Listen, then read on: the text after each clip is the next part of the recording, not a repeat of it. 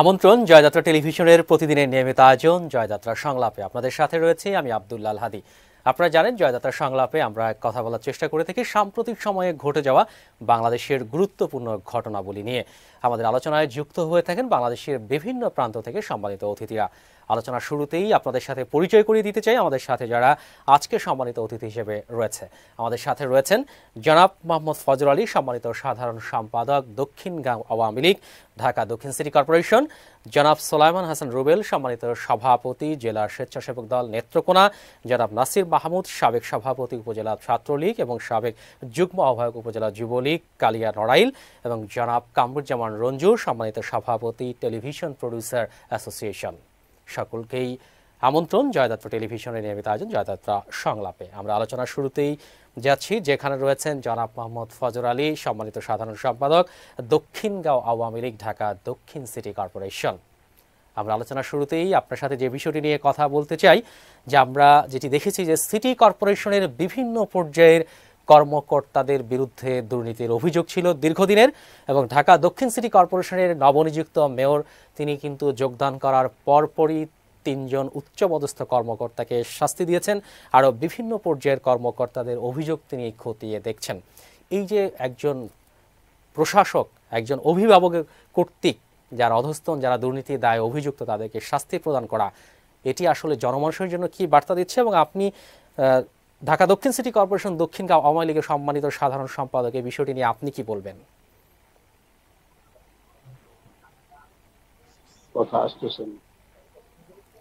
আমরা কথা বলার চেষ্টা করছি সম্মানিত সাধারণ সম্পাদক, দক্ষিণগাঁও আওয়ামী লীগ, ঢাকা দক্ষিণ সিটি কর্পোরেশন।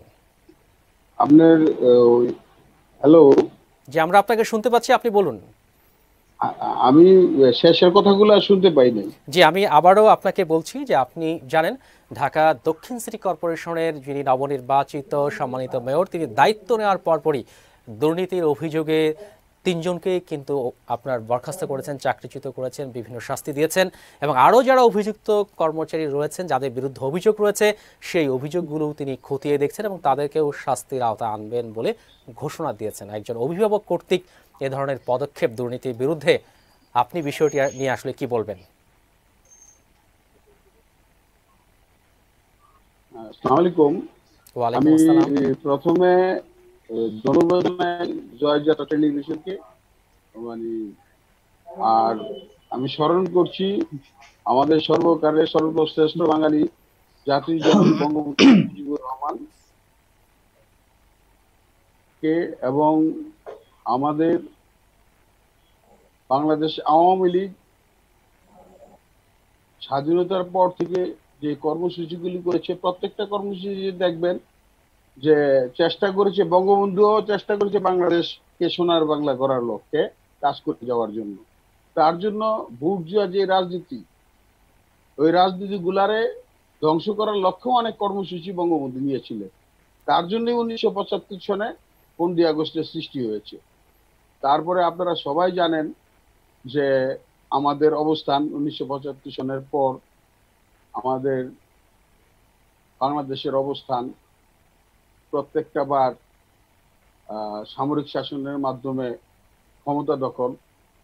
1990 সনে এরশাদ বিরোধী আন্দোলনে, স্বৈরাচার বিদ্রোহ আন্দোলনে আওয়ামী লীগ জননেত্রী শেখ হাসিনার নেতৃত্বে সফল আন্দোলনের মাধ্যমে আমরা একটি তত্ত্বাবধায়ক সরকারের মাধ্যমে আমরা নির্বাচন অংশ নিই। সেখানেও আওয়ামী লীগকে সুচিন্তিত ভাবে বিশাল জয়কে তারা আমাদের পরাজয় বরণ করতে বাধ্য করে। তারপরে বিভিন্ন আন্দোলন সংগ্রামের মাধ্যমে আমরা 96-তে ক্ষমতায় আসি। ব্যাপক উন্নয়নের পরও 2001-এ জননেত্রী শেখ হাসিনা উনি ওনার কর্মদক্ষতা দিয়ে এই বাঙালি জাতিকে বিশ্বাস করে এবং সম্পূর্ণ তত্ত্বাবধায়ক সরকার আন্ডারে আমাদের ক্ষমতা হস্তান্তর করে। কিন্তু আবারও 2001-এ আবারও সেই বাংলাদেশ আওয়ামী লীগ আবারও কালো হাতের ছাবায় ক্ষমতাচ্যুত হন। 2006 সনে বিএনপির শরিক দলকে নিয়ে যেই দল গঠন করে 2001-এ, 2006 সনে আবারও তারা তাল বাহানা করে। সেই তাল বাহানার মাধ্যমে বাংলাদেশ আওয়ামী লীগ জননেত্রী শেখ হাসিনার সাথে একাত্মতা ঘোষণা করে জনগণকে সাথে নিয়ে আমাদের আবার আন্দোলন শুরু করে। সেই আন্দোলনের মাধ্যমে আমাদের নেত্রী বাংলাদেশে থেকে, উনি বাইরে ছিলেন, ওনাকে কিন্তু আসতে নিষেধ করেছিলেন, আসলে গ্রেপ্তার করা হবে, কিন্তু বঙ্গবন্ধু কন্যা জননেত্রী শেখ হাসিনা কিন্তু ভয় পান নাই।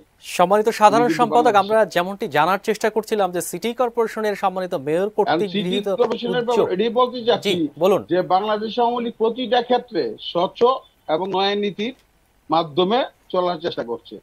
বর্তমান আমাদের ঢাকা দক্ষিণ সিটি কর্পোরেশন, আমাদের মাননীয় মেয়র ব্যারিস্টার ফজলুল তাপস, নবনির্বাচিত মেয়র, কিছুদিন আগে উনি ক্ষমতা নিয়েছেন। আসলে আমাদের মতো দেশে যে করাপ্টেড দেশ এতদিন ছিল, সেটা থেকে মুক্ত করতে গেলে একদিন দুই দিনে সম্ভব না। আমাদের তাপস, ব্যারিস্টার তাপস যে পদক্ষেপ নিয়েছেন, তাকে আমরা তৃণমূল পর্যায়ে আওয়ামী লীগ থেকে সাধুবাদ জানাই। উনি যাতে ওনার যেই সত্য ন্যায়ের প্রতীক যেই ধারাটা শুরু করেছে, উনি যাতে অব্যাহত রাখে।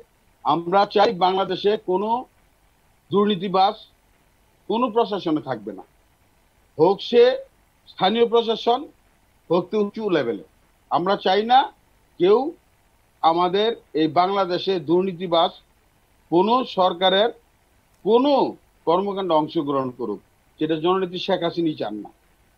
আমরা চাই শোষণমুক্ত একটা সমাজ গড়তে। আপনার সাথে আরেকটি বিষয় নিয়ে কথা বলতে চাই সম্মানিত সাধারণ সম্পাদক। আপনি যেমনটি বলছিলেন যে ঢাকা দক্ষিণ সিটি কর্পোরেশনের মেয়র কর্তৃক গৃহীত পদক্ষেপ এবং অভিযানটি অব্যাহত থাকবে। আমরা দেখেছি যেটি গণমাধ্যমে বা আমরা যেটি, এবং আপনিও জেনে থাকবেন যে ক্যাসিনো নিয়ে যেটি হলো, তার পরবর্তীতে যুব মহিলা লীগকে নিয়ে যেটি হলো, পরবর্তীতে একটা পর্যায়ে কিন্তু অভিযান থেমে গেল, শুদ্ধ অভিযান যেটি শুরু হয়ে গেছিল। তো অনেকেই আশঙ্কা প্রকাশ করছেন যে ঢাকা দক্ষিণ সিটি কর্পোরেশনের মেয়র কর্তৃক গৃহীত যে অভিযান, যে শুদ্ধ অভিযান চলছে, এটিও না কোনো এক পর্যায়ে গিয়ে থেমে যায়। আপনিও কি তেমনটি আশঙ্কা করেন কিনা?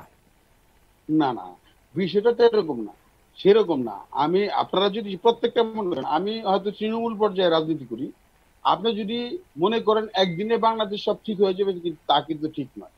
বাংলাদেশ আওয়ামী লীগ যেটা মনে করে, এখন তৃণমূল পর্যায় থেকে আমাদের উপরের লেভেল পর্যন্ত যেই ইয়াটা চলতেছে আমাদের মধ্যে, যে শুদ্ধি অভিযানটা চলতেছে, আমি আমার জননেত্রী শেখ হাসিনা যদি একসাথে সবাইকে বহিষ্কার করে, তাহলে তো দল গঠনতন্ত্র অনুযায়ী তো ঠিক থাকবে না। দলের তো একটা গঠনতন্ত্র আছে। আমরা, আমার মনে হয় জননেত্রী শেখ হাসিনা এইভাবে এগুচ্ছে যে আগে আমাদের সংগঠন থেকে প্রত্যেককে বিদায় করে নতুন সংগঠন সৃষ্টি করা। একে একে যদি সবাইকে বহিষ্কার শুরু করে, তাহলে দলের অস্তিত্ব থাকবে না। আমরা অবশ্যই যদি শেখ হাসিনার চিন্তাধারায় আমরা এক সময় দলকে অবমুক্ত করব, এই দুর্নীতিমুক্ত করব দলকে, সেভাবেই এগুচ্ছেন দল। আমাদের প্রতি নির্দেশ আছে তৃণমূল পর্যায়ে যারা করাপ্টেড, যারা সমাজের বিভিন্ন অপকর্মের সাথে জড়িত, তাদেরকে এই দল থেকে আস্তে আস্তে সরিয়ে দেওয়া। আপনাকে অসংখ্য ধন্যবাদ সম্মানিত সাধারণ সম্পাদক দক্ষিণগাঁও আওয়ামী লীগ। আপনি আমাদের সাথেই থাকবেন, আমরা আবারও আপনার কাছে আসব। আমরা এবারে যাচ্ছি নেত্রকোনায়, যেখানে রয়েছেন জনাব সোলাইমান হাসান রুবেল, সম্মানিত সভাপতি জেলা স্বেচ্ছাসেবক দল। আমরা আপনার সাথে যে বিষয়টি নিয়ে কথা বলতে চাই, যে আপনি জানেন যে আজকেও বাংলাদেশ আওয়ামী লীগের সম্মানিত সাধারণ সম্পাদক, সড়ক পরিবহন ও সেতু মন্ত্রী ওবায়দুল কাদের, যিনি বলেছেন যে দলমত নির্বিশেষে সকলকে অভিযোগ না করে ভেদাভেদ ভুলে গিয়ে জনস্বার্থে কাজ করার জন্য, ঐক্যমতের জন্য যে আহ্বানটি জানিয়েছেন। এবং যেখানে আমরা দেখছি যে এখনও কিন্তু বিভিন্ন দলের মধ্যে অভিযোগ পাল্টা অভিযোগ চলছে। এই যে সাধারণ সম্পাদক কর্তৃক, ক্ষমতাসীন দলের সাধারণ সম্পাদক কর্তৃক যে আহ্বান, আসলে এই বিষয়টি নিয়ে আপনি কি বলবেন? আসসালামু আলাইকুম। ওয়ালাইকুম আসসালাম। প্রথমে আমি ধন্যবাদ জানাচ্ছি জয়যাত্রা টিভির আজকের অনুষ্ঠানে আমাকে সংযুক্ত করার জন্য। পাশাপাশি এই টিভির মাধ্যমে সারা দেশের মানুষ যারা দেখছেন, তাদের সবার প্রতি আমার সালাম। আবার আসসালামু আলাইকুম। আমি আজকের এই অনুষ্ঠানে শ্রদ্ধা ভরে স্মরণ করছি আমাদের প্রিয় নেতা জনাব মরহুম রাষ্ট্রপতি শহীদ প্রেসিডেন্ট জিয়াউর রহমানকে। আজকে এই করোনা পরিস্থিতিতে আমরা যে বিষয়টি নিয়ে আলোচনা করেছি, প্রথমেই করোনা প্রাদুর্ভাবের কারণে সারা বাংলাদেশে যে করোনার প্রাদুর্ভাব সৃষ্টি হয়েছিল, শুরুতেই কিন্তু বিএনপি তারেক রহমানের নির্দেশে জিয়াউর রহমান ফাউন্ডেশনের উদ্যোগে সারা দেশব্যাপী একটি কর্মসূচি চালু করেছিল, যেটি লিফলেট বিতরণ। এবং সেই লিফলেট বিতরণ আমরা নেত্রকোনা জেলা বিএনপি এবং স্বেচ্ছাসেবক দল সহ প্রত্যেকটি অঙ্গ সংগঠন 18 মার্চ আমরা সেই লিফলেট বিতরণ কর্মসূচি গ্রহণ করি এবং নেত্রকোনায় করি। নেত্রকোনা জেলা বিএনপির সংগ্রামী আহ্বায়ক আনোয়ারুল হক সাহেব এবং সদস্য সচিব বিলালী সাহেবের নেতৃত্বে আমরা সেই কর্মসূচির মাধ্যমে আমরা জনসচেতনামূলক কাজটি সৃষ্টি করতে চেয়েছিলাম এবং পাশাপাশি যাতে করোনা প্রাদুর্ভাবটা আমাদের দেশে যদি আরো সঠিকভাবে সরকার যদি আরো কঠোরভাবে প্রথম দিকেই হস্তক্ষেপ করতো, আমাদের মনে হয় আরেকটু আমাদের দেশে করোনা পরিস্থিতিটা নিয়ন্ত্রণে থাকতো। যদি প্রবাসী বাংলাদেশি যারা বাংলাদেশে যখন এসেছিলেন তখন তাদেরকে এয়ারপোর্ট থেকে বাংলাদেশে ঢুকে 14 দিন হোম কোয়ারেন্টাইনের যে নিয়মটা ছিল সেটা যদি সঠিকভাবে যথাযথভাবে পালন হতো, সেটি যথাযথভাবে পালন হয় নাই। এটা আমি মনে করি সরকার আরো সদিচ্ছার অভাব, সরকার আরো কঠোরভাবে চেষ্টা করলে হয়তো আরো সুন্দর হতো, আমাদের এই করোনার প্রাদুর্ভাবটা কম হতো। আমরা এই করোনার পরিস্থিতিতে তারেক রহমানের নির্দেশে আমরা দেশব্যাপী বিএনপি এবং সকল অঙ্গ সংগঠন এই করোনায় সাধারণ মানুষের পাশে থেকেছি। আমরা নেত্রকোনায়, বিশেষ করে নেত্রকোনায়, যেহেতু আমি নেত্রকোনার কথাই বলবো, আমরা 31শে মার্চ আমি আমার উপজেলায় প্রথমে মাস্ক বিতরণ এবং আপনার এই মানুষের মধ্যে সাবান বিতরণ, খাদ্য বিতরণ প্রথমে আমরা শুরু করেছি। পরবর্তীতে জেলা বিএনপির আহ্বায়ক আনোয়ারুল হক সাহেব 2-3 বার ঈদের আগে ঈদ উপহার সামগ্রী এবং করোনা পরিস্থিতিতে ত্রাণ বিতরণ করেছেন। নেত্রকোনা জেলার 5টি আসনে বিএনপির মনোনীত প্রার্থী যারা ছিলেন, ব্যারিস্টার কায়সার কামাল, আবু তাহের তালুকদার, রফিকুল ইসলাম গিলানি, লুৎফুজ্জামান বাবরের ওয়াইফ, উনি প্রত্যেকটা আসনে আমরা বিএনপির পক্ষ থেকে, অঙ্গ সংগঠনের পক্ষ থেকে আমরা মানুষের পাশে দাঁড়ানোর চেষ্টা করেছি। আমরা জাতীয়তাবাদী স্বেচ্ছাসেবক দল প্রত্যেকটি জায়গায় আমরা কাজ করেছি, মানুষের ত্রাণ বিতরণ করেছি। আমরা নেত্রকোনায় প্রথমেই আমরা 3 তারিখ 3 এপ্রিল আমরা 200 মানুষকে খাদ্য সহযোগিতা করেছি। ছাত্র দল, যুব দল, সৈনিক দল, যুব জনতা দল, প্রত্যেকটি অঙ্গ সহযোগী সংগঠন মানুষের পাশে দাঁড়ানোর চেষ্টা করেছে। আমার মনে হয় সম্মানিত সভাপতি, আপনার সাথে আমরা আরেকটি বিষয় নিয়ে কথা বলতে চাই। আপনি জানেন একটি দেশের সৌন্দর্য, গণতন্ত্রের সৌন্দর্য, শক্তিশালী বিরোধী দল। তো আপনার কি মনে হয় এই যে আজকে ক্ষমতাসীন দলের সাধারণ সম্পাদক যে আহ্বানটি জানিয়েছেন, বিএনপির মহাসচিবও কিন্তু ঐক্যমতের আহ্বান জানিয়েছিলেন, তো সেক্ষেত্রে সরকারি দলের যেমন ভূমিকা রয়েছে, পাশাপাশি কিন্তু বিরোধী পক্ষেরও ভূমিকা রয়েছে। আপনারা বিরোধী শক্তি হিসেবে আপনাদের যে দায়িত্ব এই ঐক্যমত্য গঠনের জন্য, এই যে জাতীয় ইস্যুকে কেন্দ্র করে আপনারা বিরোধী শক্তি আপনাদের জায়গা থেকে সেই ভূমিকা যথাযথভাবে রাখতে পেরেছেন কিনা বলে আপনি কি মনে করেন? আমরা মনে করি আমরা মানুষের পাশে কাজ করার চেষ্টা করেছি, থাকতে পেরেছি। ক্ষমতাসীন দল মাননীয় সরকারি দলের এবং আওয়ামী লীগের সেক্রেটারি ওবায়দুল কাদের সাহেব উনি যে কথাটা বলেছেন এটা যথার্থই। আজকে আমরাও চাই আজকে যে বৈশ্বিক মহামারী, এই মহামারীতে দল মতের ঊর্ধ্বে উঠে সকলকে ঐক্যবদ্ধ হয়ে কাজ করে এই মহামারী থেকে পরিত্রাণ করতে হবে। এই মহামারী থেকে পরিত্রাণ করার সবচেয়ে উপযুক্ত কাজটি হচ্ছে আজকে দল মতের ঊর্ধ্বে সকলকে বিবেচনা করতে হবে। কিন্তু আজকে আওয়ামী লীগ কি এখনো দল মতের ঊর্ধ্বে উঠে কাজটা করতে পারছেন কিনা, এটা মাননীয় আওয়ামী লীগের নেতাদের কাছে আমার প্রশ্ন। আমরা সরকারের বিরোধী দলও নাই, কিন্তু আমরা মূলত এরপরেও আমরা আমাদের অবস্থান থেকে সরকারকে সহযোগিতা এবং সরকারের কর্মকাণ্ড এবং আমরা যারা দেশবাসীকে, দেশের সাধারণ মানুষের মানুষের পাশে থাকার চেষ্টা করেছি।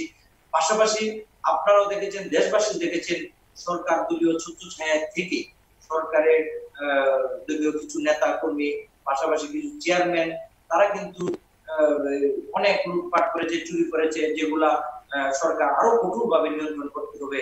যদি আজকে সাধারণ মানুষ, এই দেশের মানুষের জন্য সরকার কাজ করছেন, করতে গেলে এই যারা চুর, তারা কোনো দলের না, যারা চুরি করছে। আজকে টিম পাওয়া যায় পুকুরে, হাটের নিচে তেল পাওয়া যায়, এগুলো সরকার আরো কঠিন ভাবে পদক্ষেপ নিতে হবে। এদের বিরুদ্ধে শাস্তিমূলক ব্যবস্থা নিয়ে, দৃষ্টান্তমূলক ব্যবস্থা নিয়ে দেশের মানুষের জনসেবা করার জন্য উঠতে মানুষ সরকারকে, সরকার যদি সঠিক দায়িত্বটা পালন না করতে পারে। আপনাকে অসংখ্য ধন্যবাদ সম্মানিত সভাপতি, জেলা স্বেচ্ছাসেবক দল নেত্রকোনা।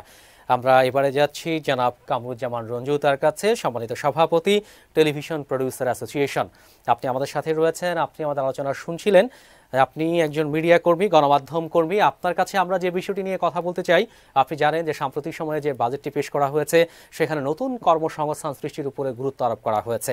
কিন্তু এটিও আমরা জানি, আপনি নিজেও জেনে থাকবেন যেহেতু আপনি গণমাধ্যম কর্মী, যে বিভিন্ন কারণেই কিন্তু বিভিন্ন মিডিয়া হাউসগুলো বন্ধ হয়ে যাচ্ছে এবং যত্রতত্র যখন তখন কিন্তু অনেকেই ছাঁটাই হচ্ছে যারা গণমাধ্যম কর্মী রয়েছে, চাকরিচ্যুত হতে। শুধু করোনা পরিস্থিতিকে ঘিরেই নয়, এটি বিভিন্ন সময়ই ঘটে থাকে। তা আপনি টেলিভিশন প্রডিউসার অ্যাসোসিয়েশনের অভিভাবক, তো এই যে হঠাৎ করেই চাকরিচ্যুতির মতো ঘটনা, চাকরি চলে যাওয়া, এগুলো কেন বা এগুলোর আসলে প্রতিকার কি?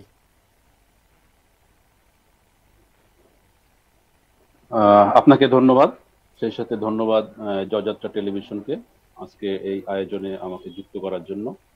আমি এই বৈশ্বিক মহামারীর এই সময়টাতে আরো ধন্যবাদ জানাতে চাই ফ্রন্টলাইনে যারা কাজ করছেন, ডাক্তার, স্বাস্থ্যকর্মী, নার্স। সেই সাথে ধন্যবাদ জানাতে চাই পুলিশ কর্মী যারা আছে তাদেরকে, এবং তাদের সাথে ফ্রন্টলাইনে আরেক যোদ্ধারা হচ্ছেন মিডিয়া কর্মী, যারা বিভিন্ন বাংলাদেশের যে কোনো দুর্যোগের সময় যারা মাঠে থাকেন, যারা যে কোনো বিপদের সময় নিজেদের কথা না ভেবে, দেশের কথা ভেবে মানুষের কল্যাণে যখন নিজেদের সময়টাকে ব্যয় করেন, পরিবারকে দূরে রেখে নিজেদের সময়টাকে মানুষের কল্যাণে দেন, তাদেরকেও ধন্যবাদ জানাই।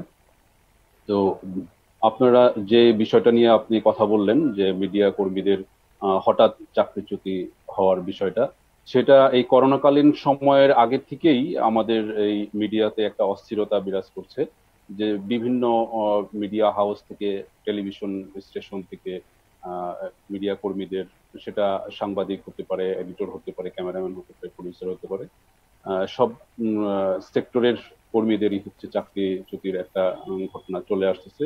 এই করোনাকালীন সময়ে বিষয়টা আরো একটু প্রভাবান্বিত হচ্ছে, যে এই মিডিয়ার এই অর্থনৈতিক দুরবস্থা সেটা অনেকদিন আগে থেকেই চলছে। হয়তো টেলিভিশন কর্তৃপক্ষ যারা আছেন তাদের যেসব দূরদর্শিতা আছে সেখান থেকে তারা এইটা খোলায় উঠতে পারতেছে না, যে অর্থনৈতিক ভাবে কিভাবে তারা আরো স্বাচ্ছন্দ্য ভাবে কর্মীদেরকে নিয়ে একটা স্টেশন পরিচালনা করতে পারে।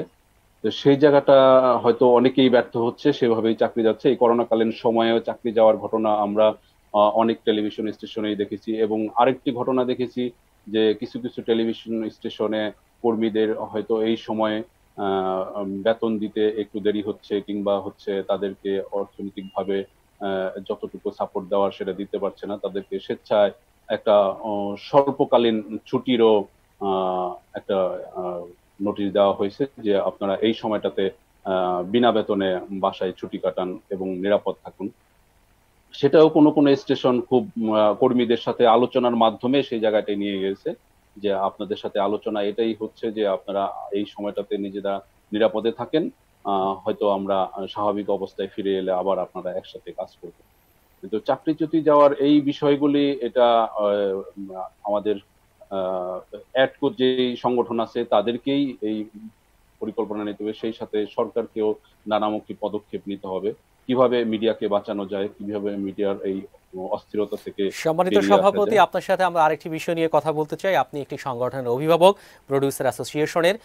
তো সেক্ষেত্রে আপনার যদি সুনির্দিষ্টভাবে কোনো প্রডিউসার কোনো কারণে চাকরিচ্যুতির ঘটনা ঘটে, আপনি যেহেতু সেই সংগঠনের একজন অভিভাবক, তা আপনার সেই সংগঠনের অভিভাবক হিসেবে আপনি বা আপনার সংগঠন সেক্ষেত্রে কি ধরনের পদক্ষেপ নিয়ে থাকেন? সেই বিষয়টি আমরা শুধুমাত্র এই করোনাকালীন সময়ে না, আমরা সবসময় এটা নিয়ে চিন্তা করি, কিন্তু যেটা প্রডিউসারদের চাকরি চলে যায় সেই বিষয়গুলি নিয়ে আমরা আসলে মালিক পক্ষের সাথে এইটা কখনোই আমরা এই তর্কে যেয়ে পারিনি। তো আমরা সবসময় চেষ্টা করি যে এই বিষয়গুলি নিয়ে বিভিন্ন মাধ্যমে কথা বলতে, যাতে সবাই সোচ্চার হয় যে প্রডিউসারদের অকারণে চাকরি যাবে সেটা যাতে না ঘটে। তো সম্প্রতি আমরা টেলিভিশন সংশ্লিষ্ট যেসব সংগঠনগুলি আছে সেখানে টেলিভিশন ক্যামেরা অ্যাসোসিয়েশন আছে একটা সংগঠন, সেখানে আবার ভিডিও এডিটরদের একটা সংগঠন আছে, বিজেসি নামে আরেকটি সংগঠন খুব শক্তিশালী হয়ে তারা আসছে, বিপিএ নামে একটা সংগঠন আছে। এই সবগুলি সংগঠন মিলিয়ে আমরা এখন চেষ্টা করছি যাতে এই বিষয়গুলি নিয়ে একসাথে কথা বলা যায়। আমরা ভিন্ন ভিন্ন ভাবে কথা বলে আসলে এটার কোনো সমাধান আমরা করতে পারবো না। আমরা চাই সবগুলি সংগঠন মিলে আমরা একসঙ্গে সেটা তথ্য মন্ত্রণালয়ের সাথে, সেটা অ্যাডকোর সংগঠনের সাথে আমরা যুক্ত হয়ে তাদের কিভাবে এই জিনিসটা তাদেরকে অনুধাবন করানো যায় যে চাকরিচ্যুতি বিষয়টা আসলে কারোর জন্যই কাম্য নয়। তো সম্প্রতি আমরা কয়েকবার এই মিটিং করে একটা সিদ্ধান্তে এসেছি, আমরা একটা প্রতিবেদন, একটা চিঠি লিখেছি আমরা অ্যাডকোর সভাপতি বরাবর, যাতে এই বিষয়গুলি না ঘটে। সেখানে আমরা আরো কয়েকটি বিষয় উল্লেখ রেখেছি, যাতে যাদের ঈদের বোনাস দেওয়া হয়নি সেই বোনাসটা যাতে একটা সব সময়ের জন্য এটা বজায় থাকে এবং বকেয়া বেতনটা যাতে ঠিকঠাক মতো আপনাকে অসংখ্য ধন্যবাদ সম্মানিত সভাপতি টেলিভিশন প্রডিউসার অ্যাসোসিয়েশন, আপনি আমাদের সাথেই থাকবেন, আমরা আবারও আপনার কাছে আসব। আমরা এবারে যাচ্ছি নড়াইলে, যেখানে রয়েছেন জনাব নাসির মাহমুদ, সাবেক সভাপতি উপজেলা ছাত্রলীগ ও সাবেক যুগ্ম আহ্বায়ক উপজেলা যুবলীগ কালিয়া নড়াইল। আপনি আমাদের আলোচনা শুনছিলেন, যেমনটি বলছিলেন সম্মানিত সভাপতি জেলা স্বেচ্ছাসেবক দল নেত্রকোনা, যে সরকার যদি যথাযথ পদক্ষেপ নিত, শুরুর দিকে যদি যারা প্রবাসী ভাইরা দেশে ফিরেছেন তাদেরকে হোম কোয়ারেন্টাইনের ব্যবস্থা করতো এবং সম্মিলিতভাবে যে সমস্ত সমন্বয়হীনতাগুলো রয়েছে সেগুলোকে যদি আরও প্রপারলি টেক কেয়ার করতো, তাহলে হয়তো পরিস্থিতি এরকম হতো না। এই যে অভিযোগটি তিনি করেছেন, আসলে এই বিষয়টি নিয়ে আপনি কি বলবেন? ধন্যবাদ। আজকে আমাকে যাত্রা টেলিভিশনের সঙ্গে যুক্ত করার জন্য এবং যারা এটা এই অনুষ্ঠান দেখছেন সবাইকে আমি শুভেচ্ছা জানাচ্ছি। আসসালামু আলাইকুম। ওয়ালাইকুম আসসালাম। আজকে এই বৈশ্বিক মহামারী পৃথিবীর অন্যান্য দেশের ন্যায় আমাদের বাংলাদেশেও একটু দেরিতে আসছে। ইউরোপ, আমেরিকা সেখানে আগে শুরু হয়েছে, বা চীনে প্রথম শুরু হয়েছিল, বাংলাদেশে বিলম্বে আসছে। আমাদের মাননীয় প্রধানমন্ত্রী জননেত্রী শেখ হাসিনা, আমি বক্তব্যের শুরুতে হাজার বছরের শ্রেষ্ঠ বাঙালি জাতির জনক বঙ্গবন্ধু শেখ মুজিবুর রহমান, তাকে তার পরিবার সহ যে নির্মমভাবে ৭৫ 15 আগস্ট হত্যা করা হয়, শ্রদ্ধার সাথে স্মরণ করে এবং তার আত্মার মাগফিরাত কামনা করে শুরু করছি। আজকে এই বৈশ্বিক যে মহামারী আমাদের বাংলাদেশে, আমাদের মাননীয় প্রধানমন্ত্রী তিনি যেভাবে এটার মোকাবেলা করে চলছেন, এটা সত্যই প্রশংসার দাবিদার। হ্যাঁ, ভুল ত্রুটি মানুষের থাকে বিভিন্ন। আজকে বাংলাদেশে যে স্বাস্থ্য বিভাগ, আজকে চিকিৎসক, নার্স, তারা যেভাবে সেবা দিয়ে যাচ্ছে জীবন বাজি রেখে, পাশাপাশি যে সংবাদ মাধ্যম কর্মীরা, ইলেকট্রনিক্স মিডিয়া, প্রিন্ট মিডিয়া, আমি একসময় এই প্রিন্ট মিডিয়ায় কাজ করেছি। আমি এই রাজনীতির পাশাপাশি এই নড়াইল কালিয়া প্রেস ক্লাবের প্রতিষ্ঠাতা যুগ্ম সম্পাদক এবং দলীয়ভাবে আমি ছাত্রলীগের কালিয়া উপজেলার সভাপতি, যুবলীগের সভাপতির দায়িত্ব পালন করে আসছি, এখনো আছি এই সংগঠনের সাথে। আজকে এই যে মহামারী যেভাবে মোকাবেলা করছে সরকার,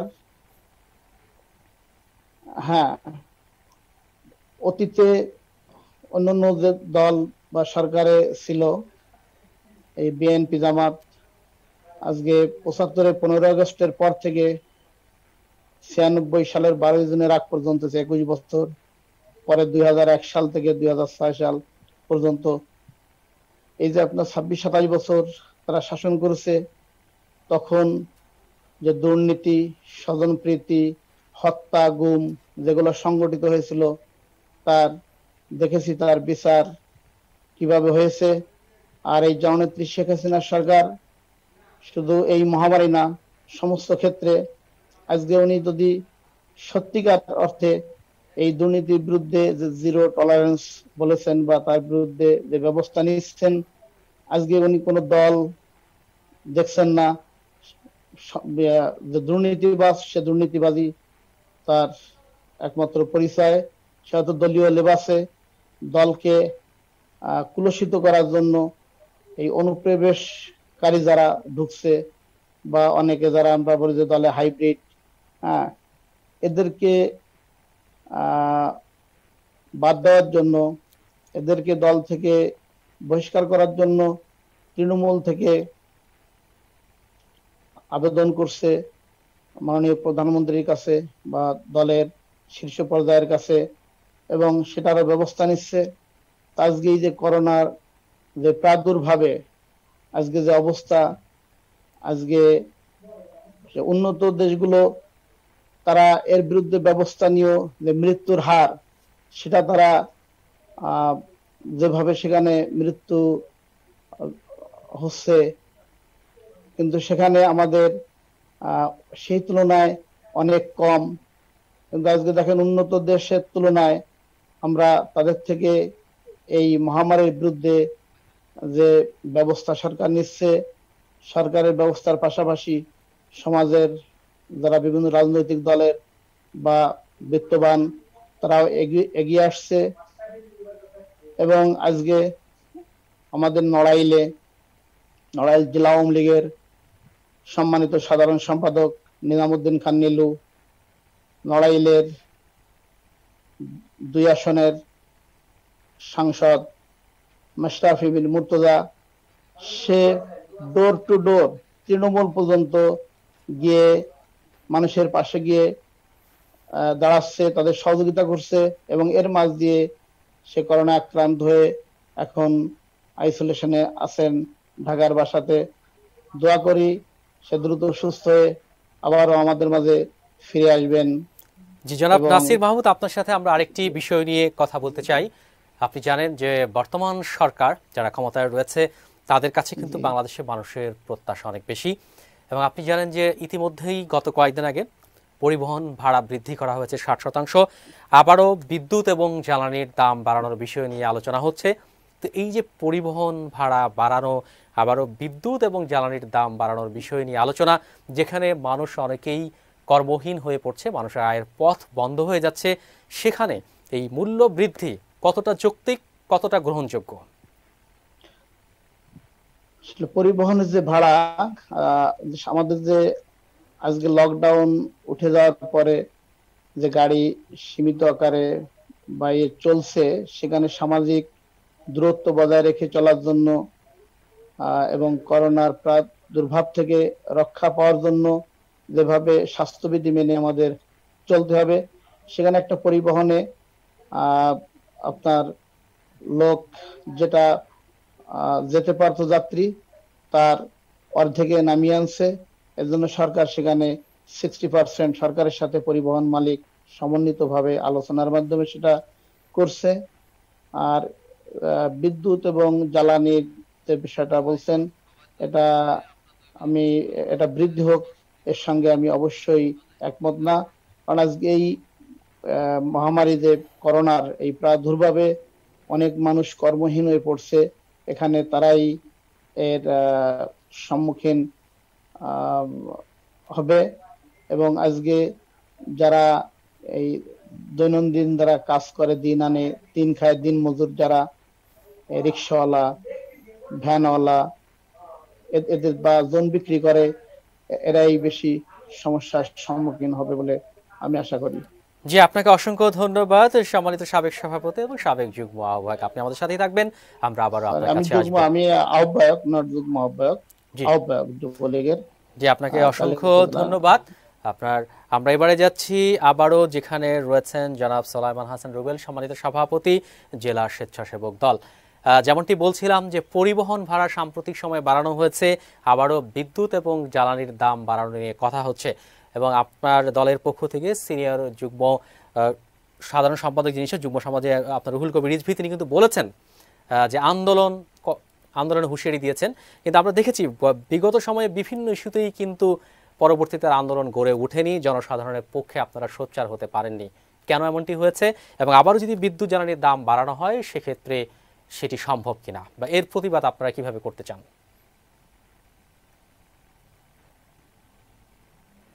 আসলে আমি আজকে আরেকটা বিষয় সংযুক্ত করতে চাই। আজকে এখানে আমরা সংযুক্ত করছি করোনায় যারা মৃত্যুবরণ করেছেন, সবার আত্মার মাগফিরাত কামনা করছি। পাশাপাশি যারা করোনায় আক্রান্ত, সবাই যাতে আল্লাহ তাআলা মহান রব্বুল আলামিন সবাইকে হেফাজত করেন, আল্লাহর কাছে আমরা সবাই দোয়া করি। এটা একটা বৈশ্বিক গজব, এই গজব থেকে একমাত্র আল্লাহ তাআলাই পারেন আমাদেরকে রক্ষা করতে।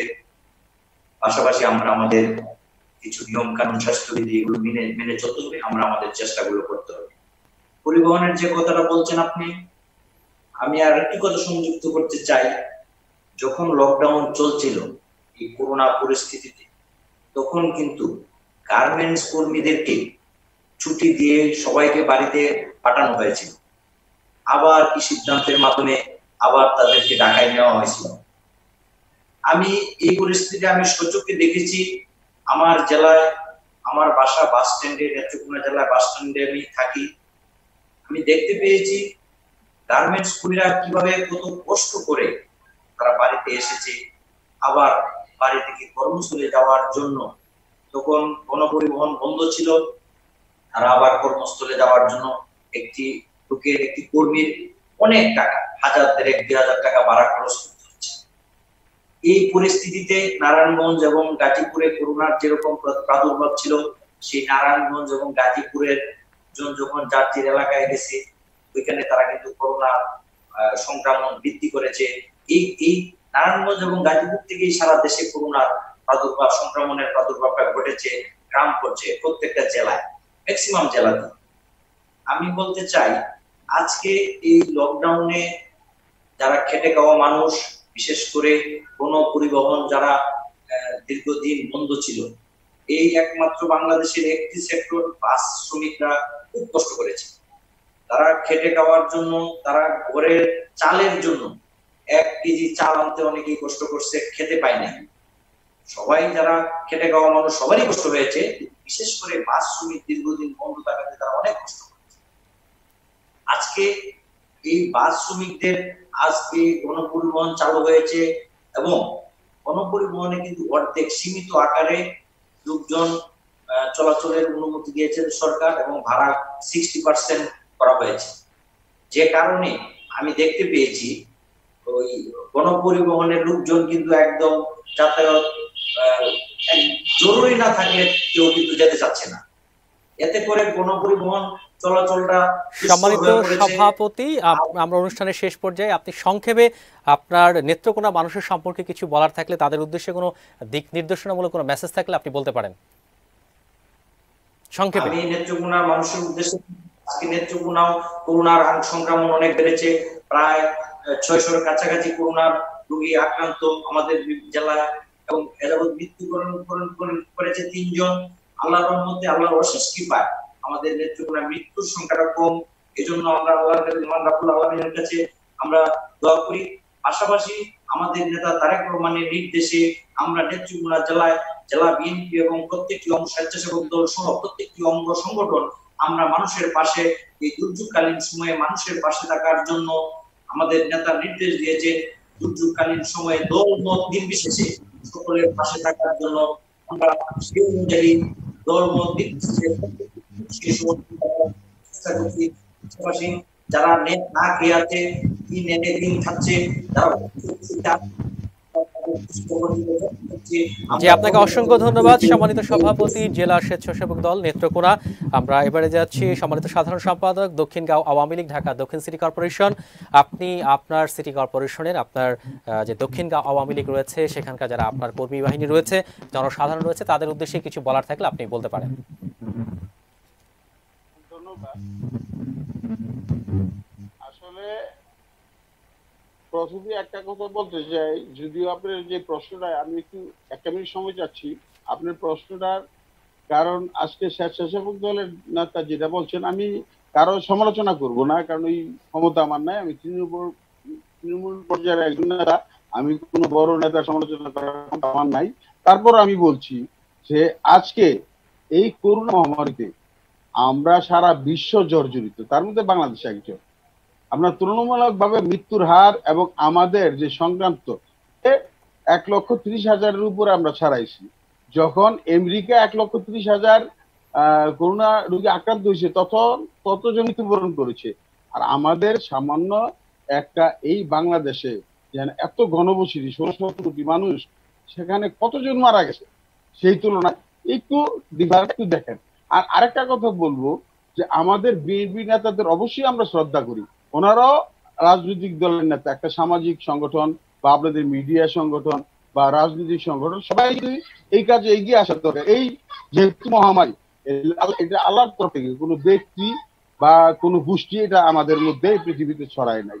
তাহলে আপনি একটা চিন্তা করেন, আজকে একটা কিন্তু প্রমাণ যে সংস্পর্শে করোনা ভাইরাস, সংস্পর্শ ছাড়া করোনা ভাইরাস আসে না, এটা কিন্তু প্রমাণিত। সারা বিশ্ব মিডিয়া এবং আমাদের বিশ্ব স্বাস্থ্য সংস্থা, বাংলাদেশের স্বাস্থ্য সংস্থা সবাই কিন্তু এক কথা বলছে। আমাদের এই পর্যন্ত বাংলাদেশে কতজন আওয়ামী লীগের নেতা মারা গেছে, সিনিয়র নেতা মারা গেছে, একটু লক্ষ্য করেন।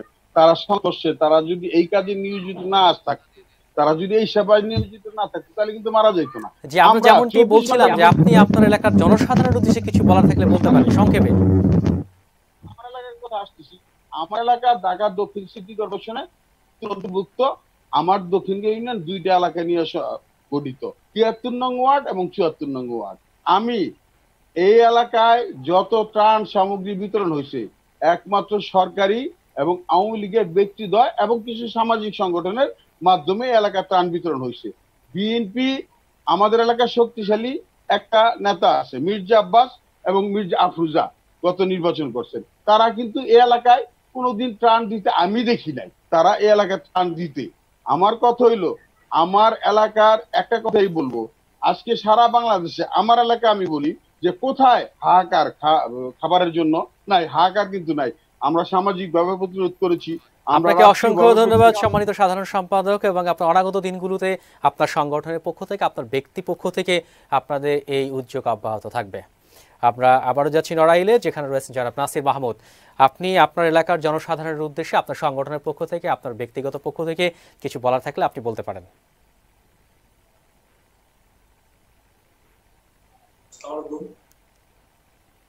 আমরা কথা বলার চেষ্টা করছি জনাব নাসির মাহমুদ, যিনি নড়াইলে রয়েছেন।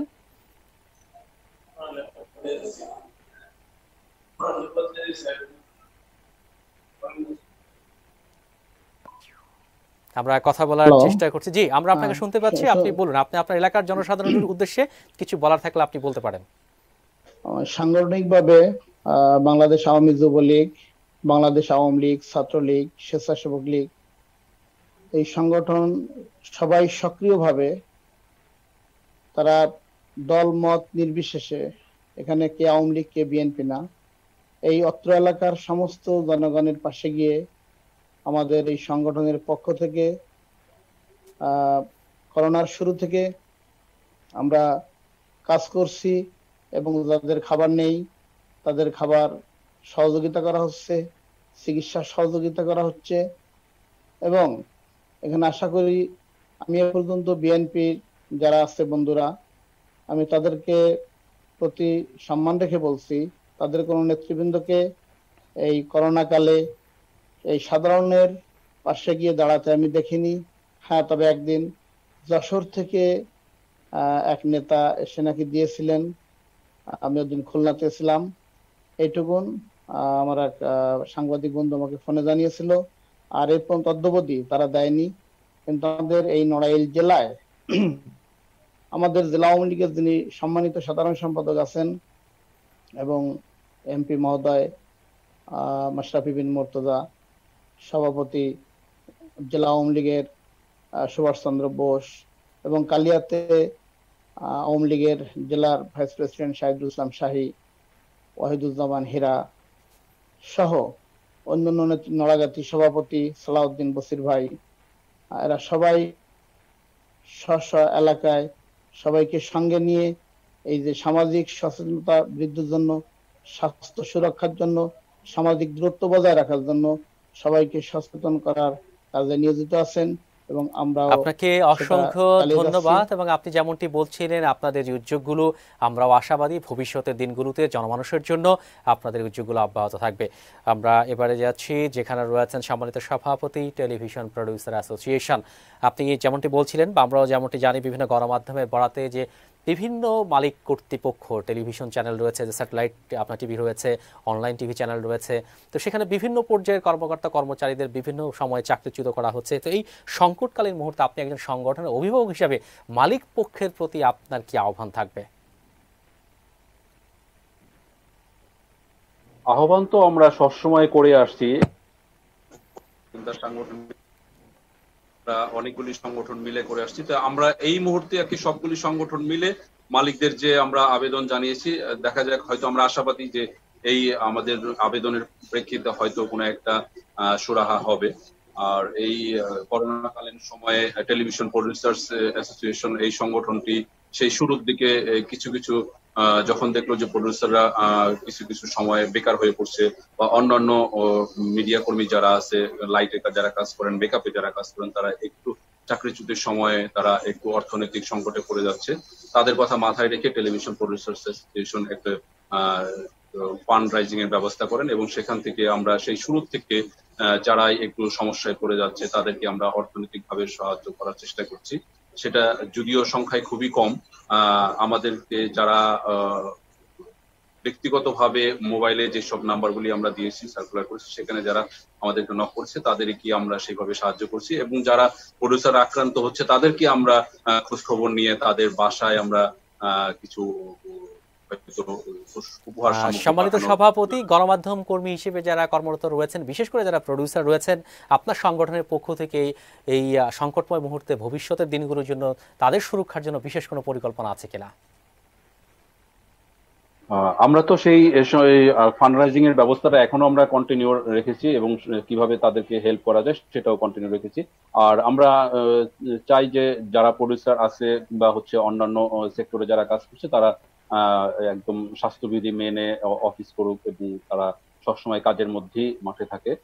তারা যেন নিজেদের স্বাস্থ্য ঝুঁকিটা মাথায় রেখে স্বাস্থ্যবিধি মেনে কাজে সবসময় যোগদান করে। আপনাকে অসংখ্য ধন্যবাদ সম্মানিত সভাপতি। সুপ্রিয় দর্শক, আপনারা দেখছিলেন জয়যাত্রা টেলিভিশনের প্রতিদিনের নিয়মিত আয়োজন জয়যাত্রা সংলাপ। সময় স্বল্পতার কারণে আমাদেরকে আজকের মতো এখানে বিদায় নিতে হচ্ছে। যাবার আগে ধন্যবাদ জানাতে চাই আমাদের সাথে যারা সম্মানিত অতিথি হিসেবে যুক্ত ছিলেন।